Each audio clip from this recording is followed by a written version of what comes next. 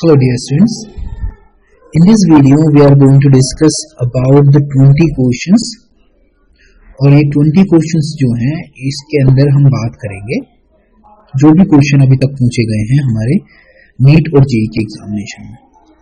तो जो भी क्वेश्चन नीट में पूछे गए या फिर जेई में पूछे गए हैं अभी रिसेंट ईयर में से, ठीक, उनके बारे में हम यहाँ पे डिस्कस करने वाले हैं।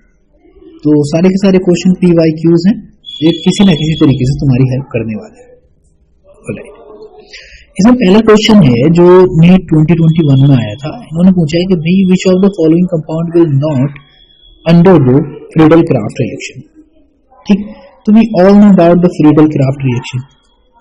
ठीक, ये होती है हमारी फ्रीडल-क्राफ्ट रिएक्शन।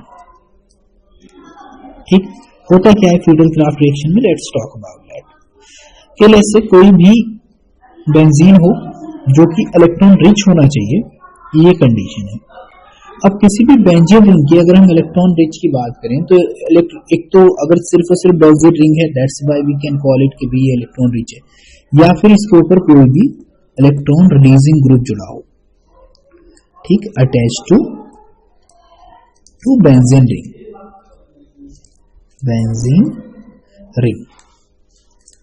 क्योंकि ये जो इलेक्ट्रॉन रिलीजिंग ग्रुप हैं ये क्या करते हैं, they increases electron density on ring, और जैसे इलेक्ट्रॉन डेंसिटी बढ़ेगी दैट लीड्स टू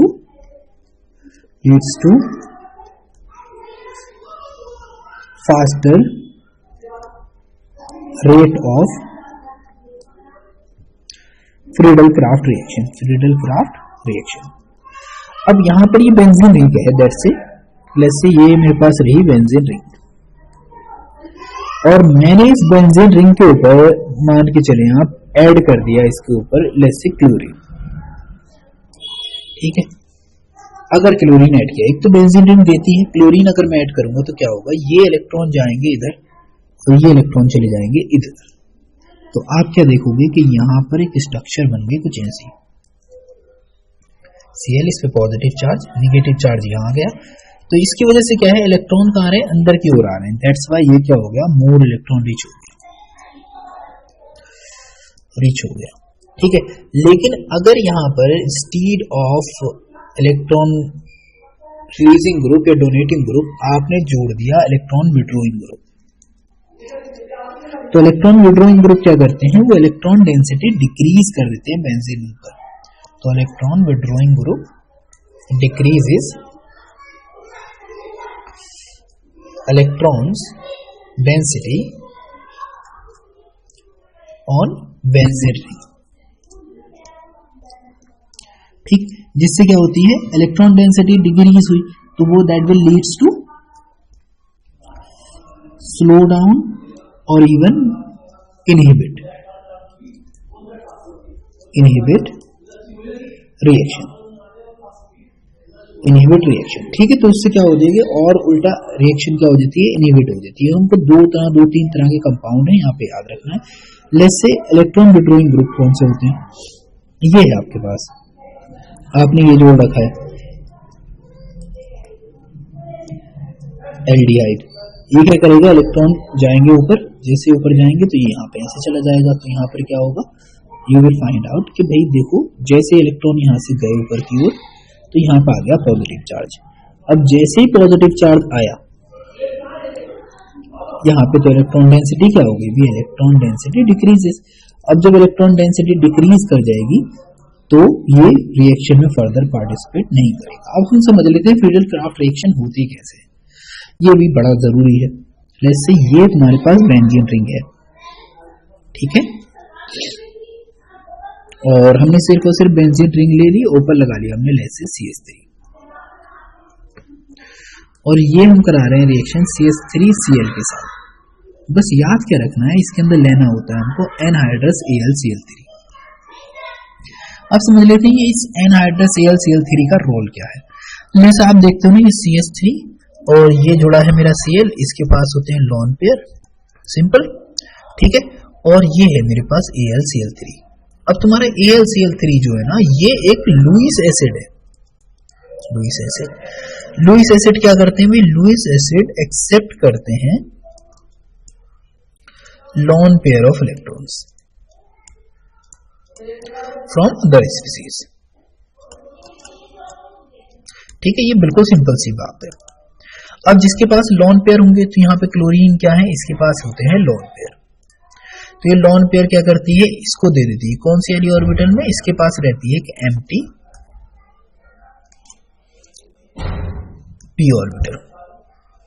ठीक, तो अगर तुमको ये समझना है ना कि भाई कैसे पी ऑर्बिटल एम्प्टी रहती है, तो we can discuss about it too, but right now we are just going to understand the situation कि यहाँ पर क्या हो रहा है। तो इसने अपने इलेक्ट्रॉन दिए हैं, किसको दे दिए, AlCl3 को। तो इस पर आ जाएगा निगेटिव चार्ज, इस पर आ जाएगा पॉजिटिव चार्ज। अब जब पॉजिटिव चार्ज आएगा तो इन वाले इलेक्ट्रॉन को ये अपनी ओर अट्रैक्ट कर लेगी और भी ज्यादा, तो ये हो जाएगा बहुत ज्यादा पार्शियली पॉजिटिव। यानी कि ये जो हिस्सा है अब ये बिहेव कर रहा है एकदम इलेक्ट्रोफाइल की तरह। ठीक है, तो यहाँ पे ये जो सिचुएशन होती है इसकी, ये बिल्कुल सिमिलर वैसी ही होती है। ठीक है, एकदम इलेक्ट्रोफाइल की तरह। तो यहाँ पे क्या होगा, ये कुछ ऐसा होगा, मैं बना के दिखाता हूँ यहाँ पे कुछ इस तरीके से। CH3 ये लगा है और ये होगा साथ में यूं CH3 साथ में Cl। ठीक, इस पे पॉजिटिव चार्ज है तो ये इलेक्ट्रॉन अपनी ओर अट्रैक्ट कर रहा है और यहाँ पे आ गया तुम्हारा AlCl3 और इस पे है निगेटिव चार्ज। ये बॉन्ड यहाँ से टूटा और अटैक करा यहाँ पर और ये बॉन्ड निकल के बाहर, यानी कि हमारे साथ जो हुआ है वो कुछ ऐसा हुआ है कि मेरे पास ये बन के आ गया CH3, एक CH3 मेरा जुड़ गया है यहाँ पर।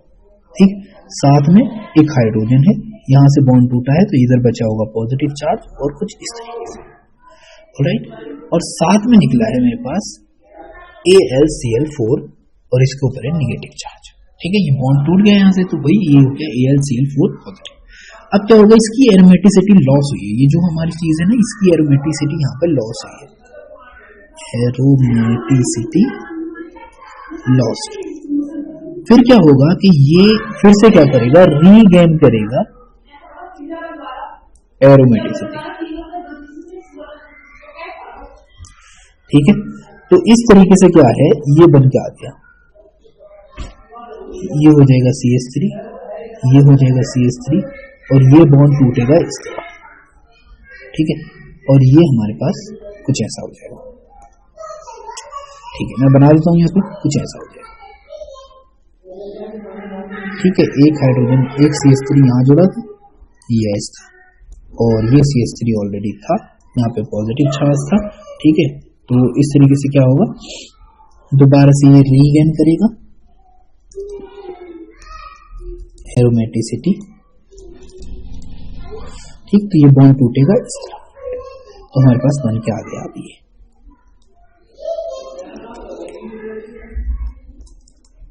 ठीक, ऐसे ही सिमिलर रिएक्शन होती है बट दिस टाइम एक दूसरा प्रोडक्ट बनता है, यानी कि एक तो बन गया मेरे पास ये ऑर्थो वाला। ठीक है, एक बन गया मेरे पास ऑर्थो वाला ये यहां पर,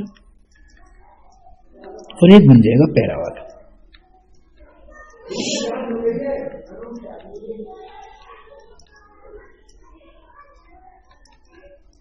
ठीक है, एक तो हो गया ऑर्थो और एक हो गया पैरा। ठीक है, तो दो प्रोडक्ट बनते हैं। तो मोस्टली जो होता है पैरा वाला जो होता है वो मेजर होता है, याद रखना है, और ऑर्थो वाला माइनर होता है। तो हमको याद रखना है कि भाई कौन कौन से कंपाउंड है और कौन कौन दे सकते हैं। तो हमने देखा कि भाई वो ज्यादा देंगे जिससे इलेक्ट्रॉन डेंसिटी बढ़ेगी।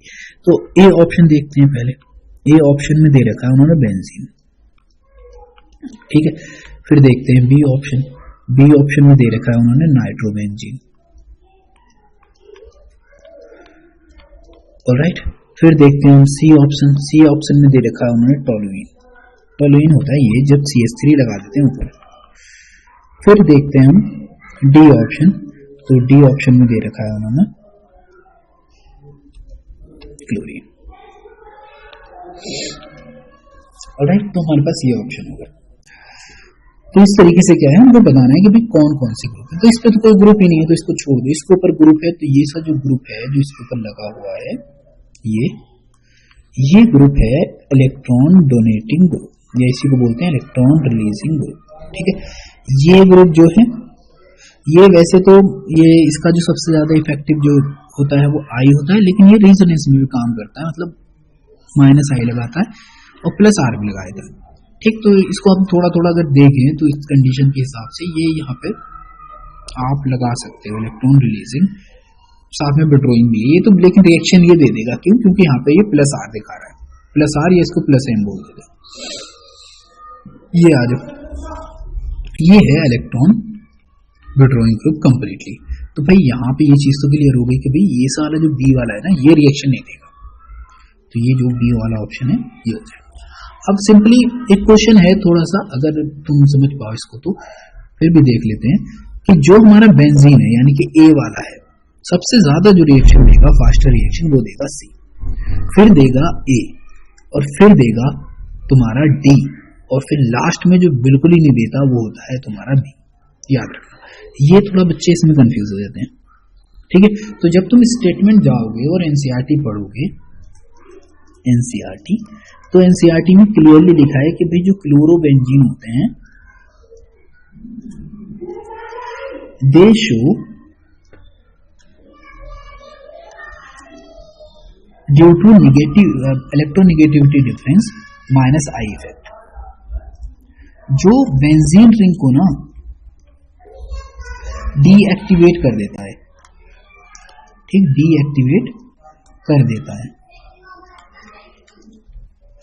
ठीक, इसकी वजह से क्या है, किसी ना किसी पॉइंट पर जो तुम्हारी बेंजीन रिंग है वो मोर रिएक्टिव होती है, यानी कि आसानी से रिएक्शन कर सकती है एज कंपेयर टू क्लोरोबेंजीन। तो याद रखना इस चीज को भी, बहुत इंपॉर्टेंट है, तो इस चीज को अपने दिमाग में तुम आइडिया बना के रखना। दैट्स वाई मैंने इसको यहाँ पे क्लियरली मेंशन कर दिया कि भाई देखो बेंजीन से ज्यादा रिएक्टिव, बेंजीन ज्यादा रिएक्टिव होता है इवन क्लोरोबेंजीन से। और रीजन क्या है हमने बता दिया कि क्योंकि इनकी क्लोरोबेंजीन के इलेक्ट्रोनेगेटिविटी की वजह से यहाँ पे डिफरेंस आ जाएगा, माइनस आई इफेक्ट शो होने लगता है जो कि इलेक्ट्रॉन विड्रॉ करता है। ठीक है, तो हमको आंसर मिल गया बी वाला ये। ऑलराइट, सिंपल सा है ये बिल्कुल, अगर आपने इसको ध्यान से समझा हो या ध्यान दिया हो तो ऑफकोर्स आपको आंसर तक तो बढ़िया तरीके से पहुंचा ही देगा। Okay, now let's move to the next question. कह रहे हैं ये जेई का है 2020 का, जेई मेन का पूछा हुआ क्वेश्चन है, ठीक, और क्वेश्चन आया था 2020 में, ठीक, ये वही है कोरोना टाइम का। कह रहे हैं कि भाई the correct order of atomic radii, आप ये बताओ एटॉमिक रेडियाई की करेक्ट ऑर्डर क्या होगा। तो हमको यहाँ पे प्रिंसिपल पढ़ना पड़ेगा पीरियोडिक टेबल वाला, पीरियोडिक टेबल मॉडर्न वाली की बात कर रहा हूँ, ठीक है, चलो मॉडर्न वाली पीरियोडिक टेबल की बात कर लेते हैं। ठीक, वो कहती है कि देखो भाई जब तुम लेफ्ट से राइट की ओर जाते हो यूं, तो एटॉमिक रेडियस जो होती है ना, रेडियाई वो डिक्रीज करती है, डिक्रीजेस, क्यों? Due to increase in nuclear charge, क्योंकि न्यूक्लियर चार्ज बढ़ता है तो एटॉमिक रेडियस क्या कर जाएगी भाई, डिक्रीज कर जाएगी, उनका कहना ये था। ऐसे ही अगर हम टॉप टू बॉटम की बात करें, टॉप से बॉटम की तरफ, तो कहते हैं कि भैया देखो एटॉमिक रेडियस, एटॉमिक रेडियाई यहां पर इंक्रीज करती है और रीजन होता है due to increasing number of shells.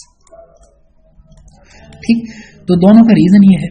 अब यहां पर जो दिए हैं एलिमेंट दिए हैं, उन्होंने बोला भाई सोडियम है, मैग्नीशियम है और एल्यूमिनियम है। ठीक, अब हम सब जानते हैं कि जब हम लेफ्ट से राइट जाएंगे, यानी कि लेफ्ट से राइट की तरफ जाएंगे, तो एटॉमिक रेडियस क्या करनी चाहिए, एटॉमिक रेडियस डिक्रीज करनी चाहिए। तो सबसे ज्यादा होगा सोडियम का, उससे कम होगा मैग्नीशियम का और सबसे कम होगा एल्यूमिनियम का। ठीक है, तो यहाँ पर ऑर्डर कौन सा वाला दिया है, यहाँ पर ऑर्डर दिया है इन्होंने सोडियम, एल्यूमिनियम, मैग्नीशियम, यानी कि ऑप्शन है सी वाला। Done, okay, then move to the third question. Can which of the following is not a greenhouse gas? CBSE board का क्वेश्चन है, 2019 में पूछा गया है, सीबीएसई बोर्ड। कह रहे भाई ये बताओ कौन सी गैस जो है तुम्हारी वो ग्रीन हाउस गैस नहीं है। कौन कौन सी दे रखी है, CO2 दे रखी है, CH4 दे रखी है, N2 दे रखी है और साथ में दे रखी है O3। कौन सी गैस ग्रीन हाउस गैस नहीं, ये बताना है। ठीक है, हम जानते हैं भाई ये सी वाली जो गैस है नाइट्रोजन, ये है 78% नेचर में, ठीक है, और साथ में एकदम इनर्ट गैस मानी जाती है। CO2 बढ़ता है ग्लोबल वार्मिंग, CH4 जो है ग्लोबल वार्मिंग का रीजन है, ये जो है ये भी ग्लोबल वार्मिंग का रीजन है,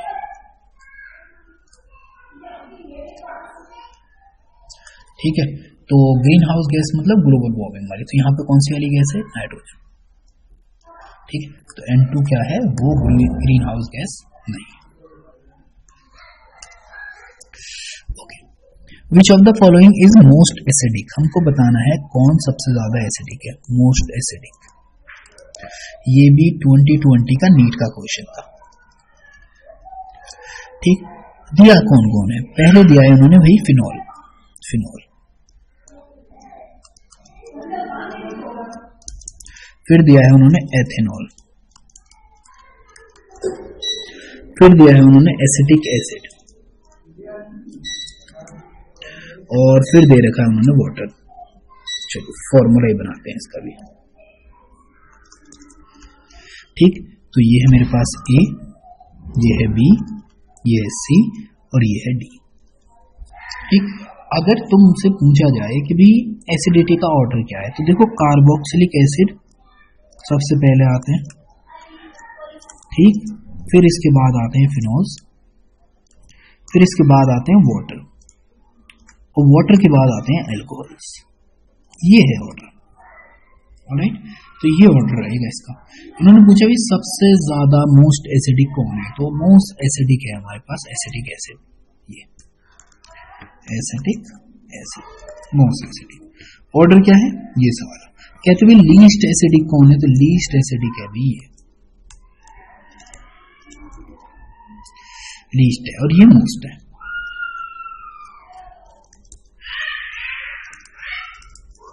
ठीक है। तो इस तरीके से क्या है तुम इसका आंसर निकाल सकते हो। रीजन क्या होता है, जो किसी की भी एसिडिटी जो होती है वो डिपेंड करती है कि वो कितनी जल्दी अपना हाइड्रोजन आयन दे सकता है, ठीक है। तो वो जो जितनी जल्दी हाइड्रोजन आयन देगा वही क्या होगा कि हमारा सबसे ज्यादा एसिडिक होगा। दैट्स इट, बस इतना सा तुमको याद रखना है, बस अगर याद है तो ठीक है, नहीं है तो बहुत अच्छी बात है, फिर से सीख लो। ओके, ये क्वेश्चन आया था जेईई के मेन में,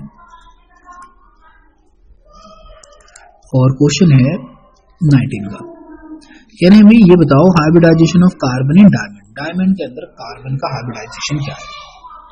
तो ये एलोट्रोप्स की बात कर रहे हैं, और हम सब जानते हैं एलोट्रोप के केस में कार्बन की जो एलोट्रोप्स होते हैं वो 4 तो हम कॉमनली पढ़ते हैं, ठीक है। पहला पढ़ते हैं हम कोल, दूसरा पढ़ते हैं हम ग्रेफाइट, तीसरा पढ़ते हैं हम डायमंड, और लास्ट पढ़ते हैं हम फुल्लेरी, ठीक है। अब बात करते हैं हम कि भाई इसके अंदर कोई जरूरत नहीं होती पढ़ने की, फुल्लेरीन में भी चलो कोई जरूरत नहीं है, वैसे होता है sp3, और ऑल्सो ये sp2 भी होता है, वैसे sp2 भी होता है। डायमंड में सबके सब sp3 होते हैं, और ग्रेफाइट में सबके सब sp2 होते हैं, ठीक है।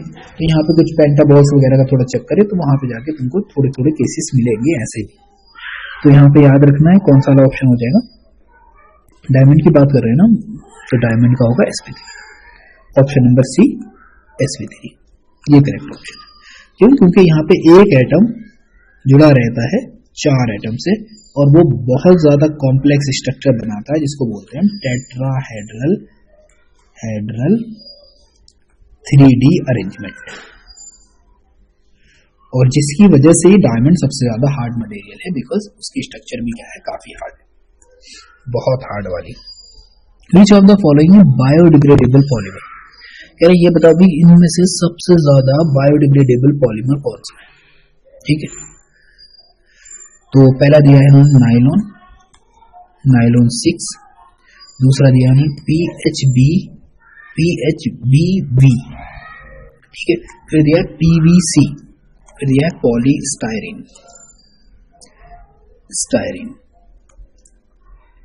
ठीक। तो इसमें से बायोडिग्रेडेबल बताना है, ठीक। तो यहाँ पे ये PVC होता है पॉलीविनाइल क्लोराइड, ये होता है पॉलीस्टायरीन, ठीक है, और ये होता है PHBV, V, ठीक। तो यहाँ पे फिर ये होता है नाइलॉन, नाइलॉन 6। तो इसका काम क्या है कि तुमको ये पहले, दूसरा, तीसरा और फोर्थ वाला, ठीक। इस क्वेश्चन का आंसर तो बिल्कुल तुमको बायोडिग्रेडेबल और नॉन डिग्रेडेबल से निकाल के खुद ही पता कर लेना है, ठीक। तो इसमें कोई ऐसी सच है नहीं, चीजें क्लियरली पता है कि कहां पर कौन सी चीज आई थी। यहाँ पे बात करते हैं हम एंटासिड की। कह रहे हैं कि भाई एंटासिड के बारे में बताएं कि which one is the antacid. NEET 2019 का क्वेश्चन है, बिल्कुल सिंपल सा क्वेश्चन है, टू द पॉइंट। तो इन्होंने दे रखा है कि भाई देखो ए जो है वो है NaCl, ठीक। बी जो है वो है MgOH का होल ट्वाइस, ठीक। सी जो है वो है NaOH और बहुत अच्छे डी जो है वो है KOH। एंटासिड, एंटासिड जो एसिड के क्या हो, अपोजिट हो, अपोजिट ऑफ एसिड का मतलब हो गया बेस, ठीक। अब एंटासिड को खाया जाता है जब भी कहीं पर एसिडिटी ज्यादा हो जाए, मतलब अगर स्टमक में एसिडिटी ज्यादा हो जाए तो एंटासिड खाया जाता है। तो मतलब ये तो बात है कि भाई ये स्ट्रांग ना होके कैसा होना चाहिए, वीक बेस होना चाहिए, ठीक। अब हम जानते हैं कि जो NaCl है वो न्यूट्रल है और KOH और NaOH जो है दोनों के दोनों स्ट्रॉन्ग बेस है। तो स्ट्रॉन्ग बेस अगर इनको खा लिया तो पेट ही खत्म हो जाएगा, मतलब स्टमक ही गायब। ये कहलाता है हमारा milk of magnesia, milk of magnesia, और इसका यूज होता है एज ए एंटासिड, एंटासिड, ठीक है। तो यहाँ पे हमारा ऑप्शन है बी वाला, सिंपल। लेट्स सी, यहाँ जाओ। कह रहे हैं the number of moles of electron required to reduce 1 mole of Cr2O7 2 minus to Cr3 positive is. कह रही है, और एडवांस का क्वेश्चन था ये, जेई एडवांस में पूछा गया था, जेई एडवांस, और कब पूछा गया था, 2018 में। क्या पूछ रहे हैं कि भाई देखो Cr3O7 2 माइनस है तुम्हारे पास, इसको तुमको पहुंचाना है Cr3 पॉजिटिव में, ठीक है। ये 2 पॉजिटिव है, सॉरी यार, एस सच, ठीक है, 2 पॉजिटिव। चलो जी, इससे इसको यहां पहुंचाना है Cr3 पॉजिटिव में। तो सबसे पहले इस तरह के रिएक्शंस में जो तुमको करना होता है वो करना होता है कि भैया किसी भी चीज की ऑक्सीडेशन स्टेट निकाल लो। तो जब तुम इसकी ऑक्सीडेशन स्टेट निकालोगे यू, तो ये तो है तुम्हारा 2x मान लिया इसको, प्लस 7 टाइम ऑक्सीजन का होता है -2 इक्वल टू बाहर क्या आ जाएगा -2, ठीक है। निकालोगे तो 2x, यहाँ पे बचेगा -14 इक्वल टू -2। जब इसको उधर लेके जाओगे तो आएगा 2x इक्वल टू -2 और प्लस का 14, तो हमारे पास आ गया प्लस का 12 और यह है 2x। इस x से इसको काटेंगे तो 6 टाइम आएगा, यानी कि x की वैल्यू जो है मेरे पास वो आ रही है पूरी की पूरी +6। तो मतलब एक की ऑक्सीडेशन जो है वो +6 है। तो बैलेंस करेंगे इक्वेशन, पहले तो इधर 2 Cr है तो इधर भी क्या होने चाहिए, 2 Cr होने चाहिए। तो यहाँ पे ये Cr हो गए। अब ये 3 पॉजिटिव से आ रहा है किसमें, +6 से, +6 से 3 पॉजिटिव में। तो एक को 3 पॉजिटिव में आने के लिए रिक्वायर्ड है 3 इलेक्ट्रॉन, तो 2 एटम को कितने होंगे, 2 एटम को रिक्वायर्ड होंगे 6 इलेक्ट्रॉन। तो ये इसमें कन्वर्ट हो जाएगा, तो नंबर ऑफ इलेक्ट्रॉन कितने हो गए, 6।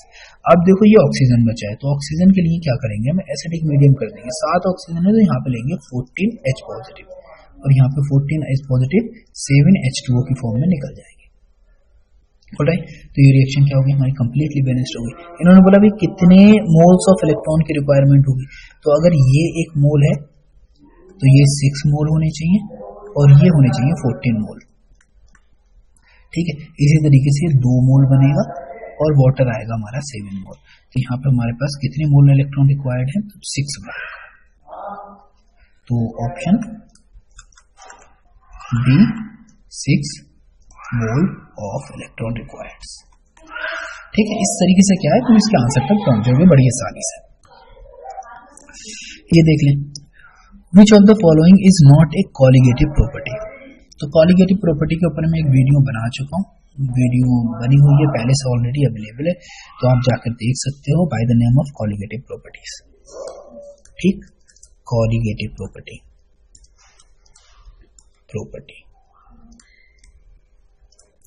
ठीक है, जब भी हम कॉलिगेटिव प्रॉपर्टी की बात करते हैं तो द प्रॉपर्टी दैट डिपेंड्स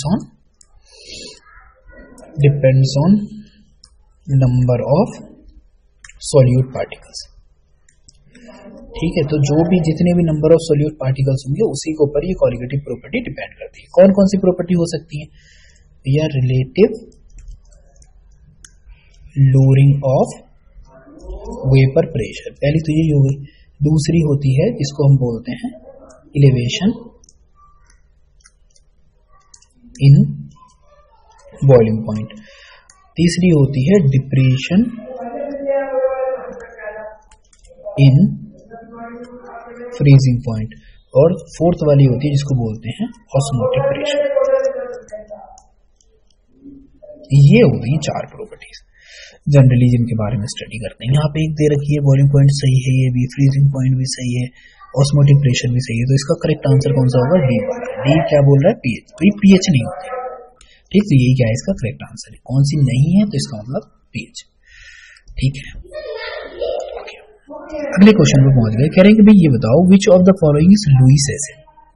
ठीक है, तो अगर हम लुईस थ्योरी की बात करें, लुईस एसिड बेस थ्योरी, ठीक, क्या कहती है अभी एसिड बेस थ्योरी? कहती है भाई देखो सब्सटेंस जो होते हैं ना वो 2 तरह के होते हैं। एक तो होते हैं लुईस एसिड और एक होते हैं लुईस बेस। पूछ लेते हैं कि भाई लुईस एसिड कौन होते हैं? तो सब्सटेंस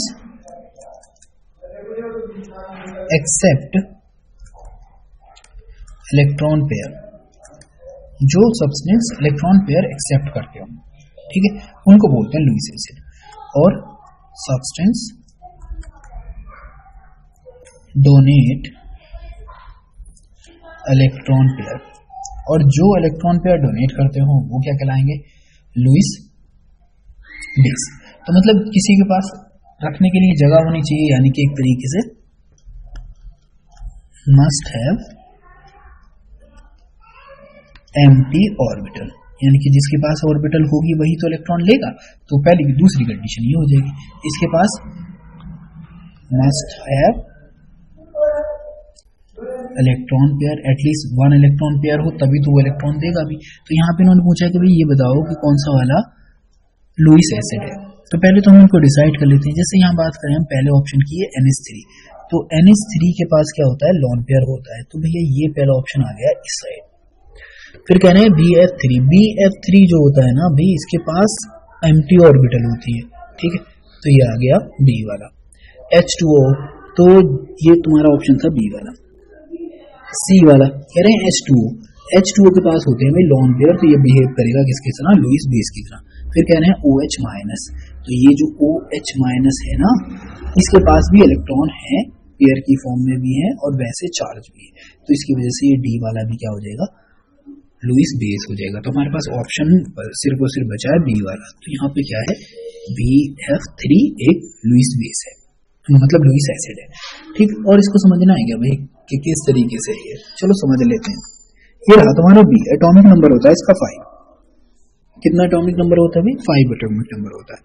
अगर मैं इसको लिखूं तो जिस तरीके से 1s2 2s2 और 2p1, ये है कॉन्फ़िगरेशन।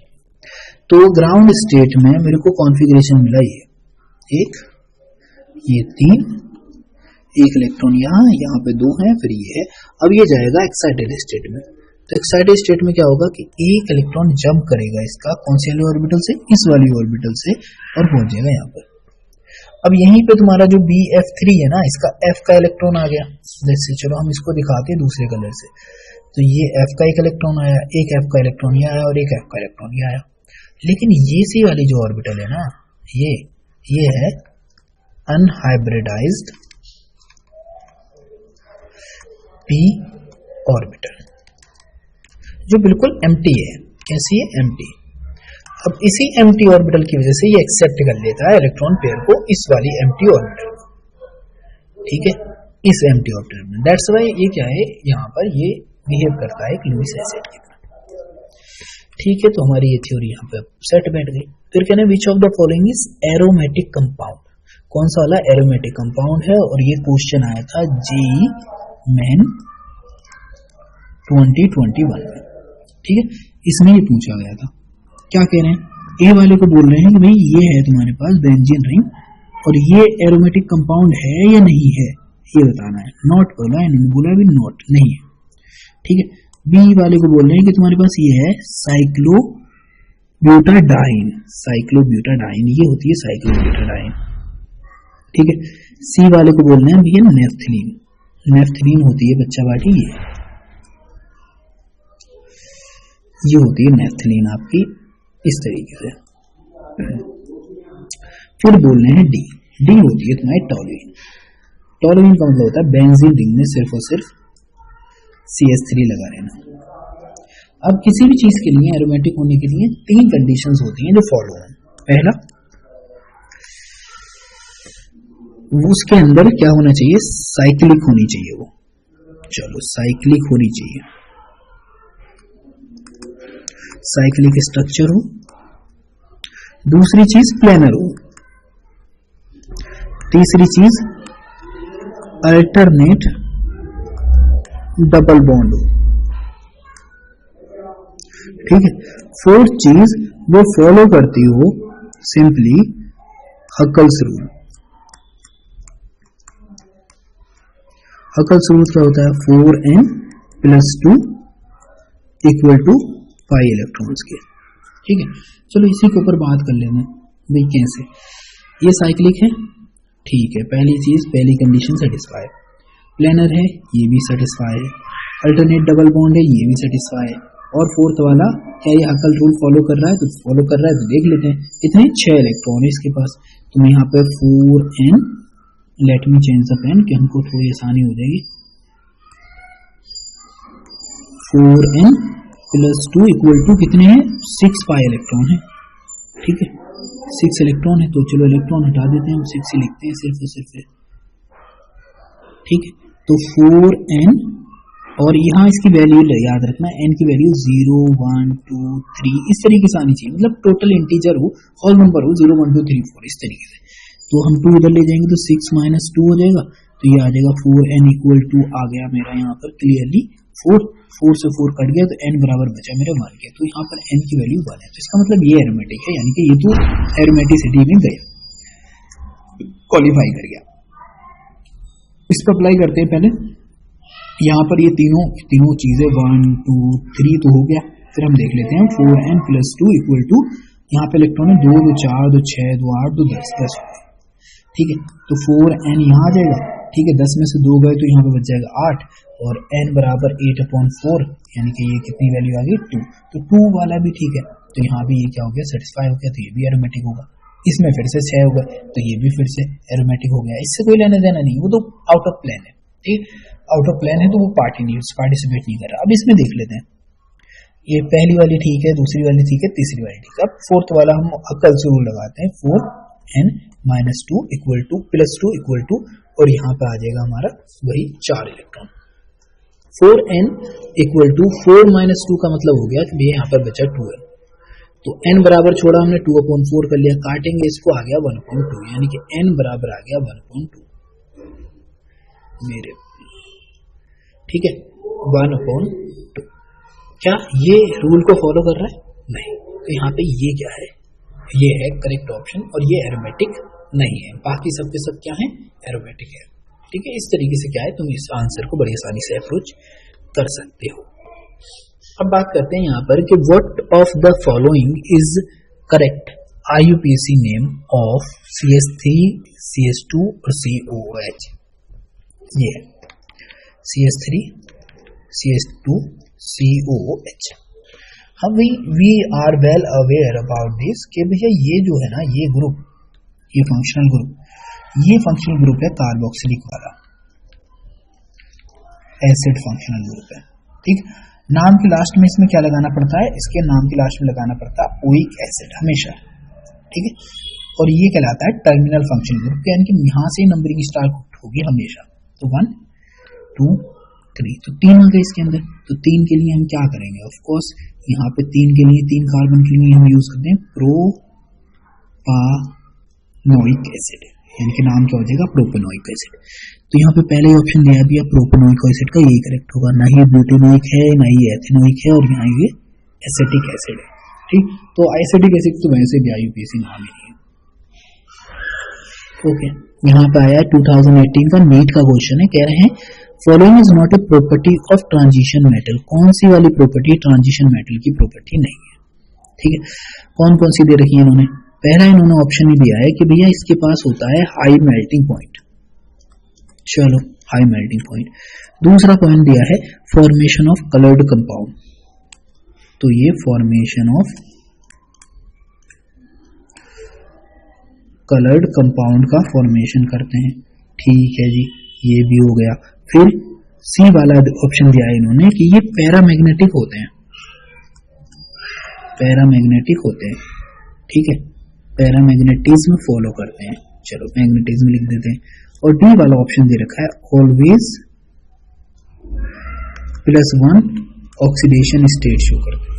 ठीक, ऑलवेज +1 ऑक्सीडेशन शो करते हैं। नहीं जी, देखो पहले से ही सुन लो इन चीजों को। हाई मेल्टिंग पॉइंट होता है, सभी का हाई मेल्टिंग पॉइंट होता है, मोस्टली हाई मेल्टिंग पॉइंट ही शो करते हैं। कलर्ड कंपाउंड होते हैं सभी के। ठीक, तो जिसके पास भी अनपेयर्ड इलेक्ट्रॉन होंगे वो कलर्ड कंपाउंड किसी न किसी स्टेट में शो कर ही देगा। पैरामैग्नेटिक भी होते हैं, ऑफ कोर्स जितने भी अनपेयर्ड इलेक्ट्रॉन जिनके पास होंगे वो सब पैरामैग्नेटिक होंगे, लेकिन +1 ऑक्सीडेशन स्टेट हमेशा शो करते ही गलत है। यहां पर क्या है, ये वेरिएबल ऑक्सीडेशन स्टेट शो करते हैं, यानी कि एक से ज्यादा। जैसे Fe है, तुमने +2 में भी देखा होगा, +3 में भी देखा होगा। Cu है, तुमने +1 में भी देखा होगा, +2 में भी देखा होगा। इसी तरीके से मैग्नीज है, तो आपको +2 से लेकर +3, +4, +5, +6, +7 तक आपको सभी मिल जाएंगे। ठीक है, तो इस तरीके से क्या है, इसकी number of oxidation state show करते हैं। तो ये सारा ऑप्शन करेक्ट नहीं है, डी। तो क्वेश्चन के मुताबिक ये सही है, बाकी तो सारी बातें सही है। यहाँ पे देखें तो विच of the following is used in the preparation of glass. कौन सा वाला प्रिपरेशन ऑफ ग्लास के अंदर यूज किया जाता है? ठीक है, तो उन्होंने ग्लास के बारे में आप जानते होंगे। ठीक है, जब आप पढ़ेंगे ना पी ब्लॉक एलिमेंट्स, ठीक, तो वहां पे होता है ए ऑप्शन दे रखा है Na2CO3, बी ऑप्शन दे रखा है NaCl, सी ऑप्शन दे रखा है इसमें NaOH,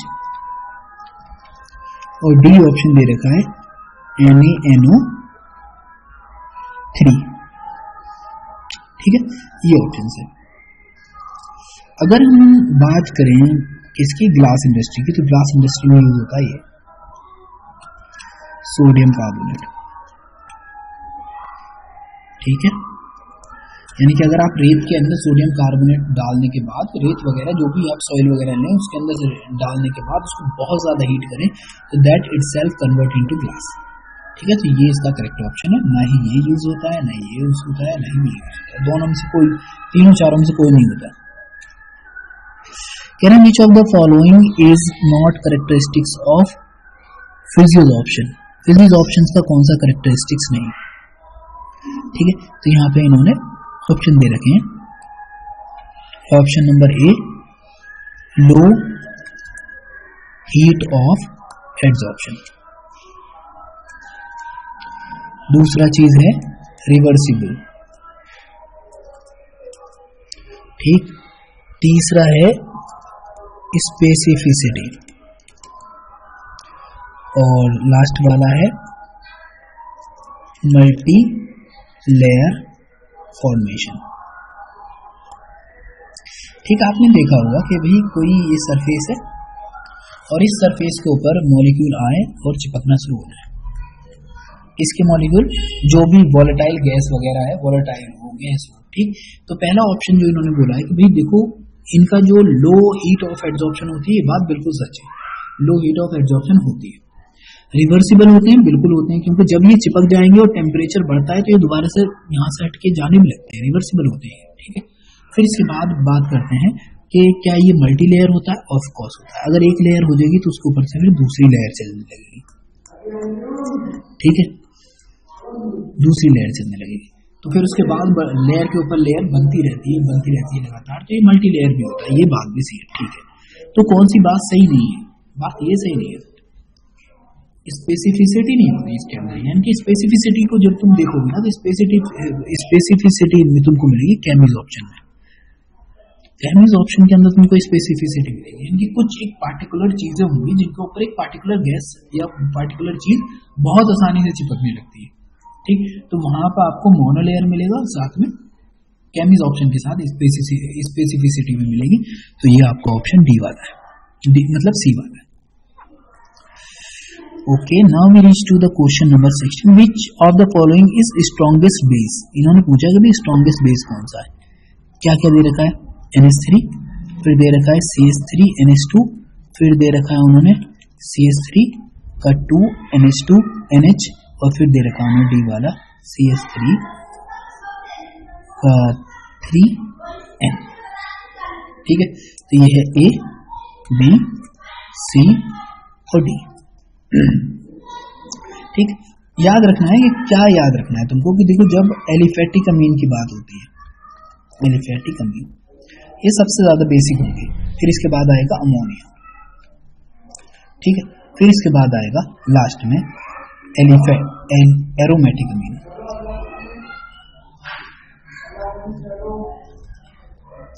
ये एक ऑर्डर है, ठीक है, इसको फॉलो करना है।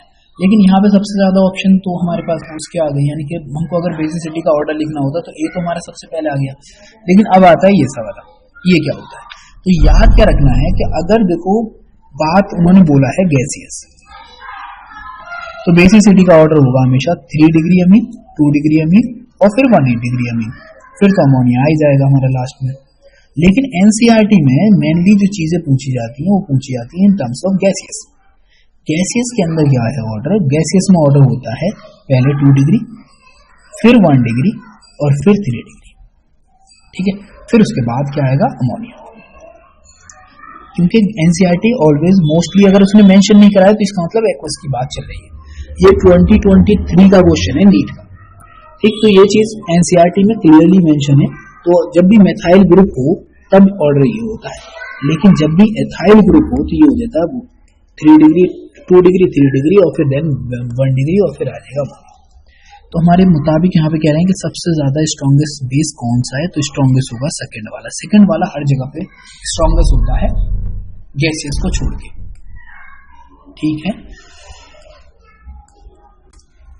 ये कह रहे हैं विच of the following is not a component of photographic developer. कौन सा वाला फोटोग्राफर का डेवलपर का कंपोनेंट नहीं है, ठीक। कौन कौन सा बोला है इन्होंने? पहला ऑप्शन दिया है इन्होंने हाइड्रोक्विनोन, हाइड्रोक्विनोन, ठीक।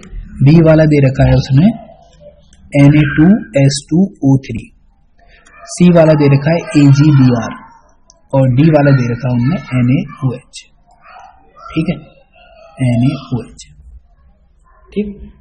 तो अगर पूछा जाए कि कौन कौन से हैं तो कौन कौन से हाइड्रोक्विनोन भी होता है, ये थायो भी होता है, ठीक, और साथ में AgBr तो होता ही है। अगर ऑप्शन का करेक्ट ऑप्शन क्वेश्चन के मुताबिक तो होता है NaOH, ये बिल्कुल नहीं होता भाई, इसका कोई यूज है ही नहीं वहां पे, ठीक।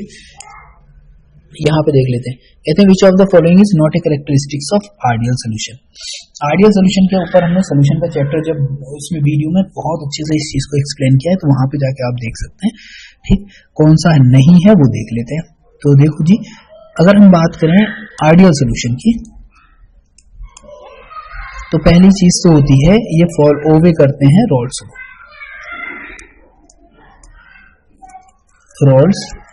लो, ठीक है। दूसरा ऑप्शन है कि भाई इनकी डेल्टा मिक्सिंग H जो होती है वो इक्वल टू 0 होती है, फिर डेल्टा मिक्सिंग B जो होती है वो भी इक्वल टू 0 होती है, और ये सारी चीजें, और A और B मॉलिक्यूल के बीच का जो इंटरेक्शन होता है ऑलवेज इक्वल टू A के होता है, ठीक। अब इन चारों पॉइंट्स में से कौन सा पॉइंट है जो नहीं आ रहा? वो है ये शो एजियोट्रोपिक फॉर्मेशन। ये कभी भी एजियोट्रोपिक फॉर्मेशन शो नहीं करते, वो करते हैं कौन? नॉन आइडियल सोल्यूशन, ठीक है। नॉन आइडियल सोल्यूशन शो करते हैं हमको पॉजिटिव डेविएशन, डेविएशन और निगेटिव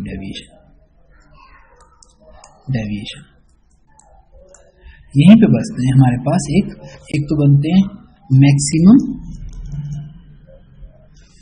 बॉइलिंग पॉइंट एजियोट्रोप्स और एक बनते हैं मिनिमम बॉइलिंग पॉइंट एजियोट्रोप्स। ठीक है, इस तरीके से दो बनते हैं। तो उसी एजियोट्रोप्स जो बनते हैं किसके थ्रू, नॉन आइडियल के थ्रू। तो ये क्या हो गया, इनकरेक्ट हो गया। तो हमारा लास्ट वाला ऑप्शन हो जाएगा। यहाँ पे बात कर लेते हैं क्वेश्चन नंबर 20 की। कह रहे हैं विच of the following estimation of the nitrogen, कौन सी वाली प्रोसेस है जिसका हम यूज करते हैं एस्टिमेशन ऑफ नाइट्रोजन में। ठीक है, तो लेसाने टेस्ट नहीं होता। ठीक, मतलब इन्होंने पूछा कि कौन सी वाली टेक्निक का यूज करते हैं हम एस्टिमेशन ऑफ नाइट्रोजन में। तो एस्टिमेशन ऑफ नाइट्रोजन के लिए हम विक्टर में टेस्ट का भी नहीं करते, जेल्डाल मेथड और डीम्स मेथड। तो मेरे ख्याल से यहाँ पे इन दोनों में से अब तुमको चेक कर लेना है कौन सा वाला है। ठीक है, मुझे थोड़ा सा कंफ्यूजन हो रहा है। आई थिंक जेल्डाल जो होता है वो हेलोजन के लिए होता है और डीम्स मेथड का शायद करते हैं। ठीक है, तो एक बार ये दोनों देख लेना आपको और क्लियर हो जाएगा। ठीक है, विच of the following is not a noble gas, कौन सी वाली नोबल गैस नहीं है। तो यहाँ पे नोबल गैस N2 नहीं है। बाकी नोबल गैस हीलियम होती है, नियॉन होती है, आर्गन होती है।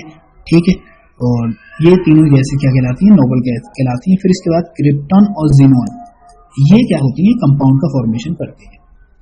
तो इनको नोबल गैस के अंदर नहीं रखते, बाकी इस ग्रुप में होती है लेकिन ये इसमें है नहीं। और नाइट्रोजन क्या है, नाइट्रोजन जो है हमारी वो नोबल गैस नहीं है। Thank you very much for being the part of this video. Thank you very much. Have a nice day.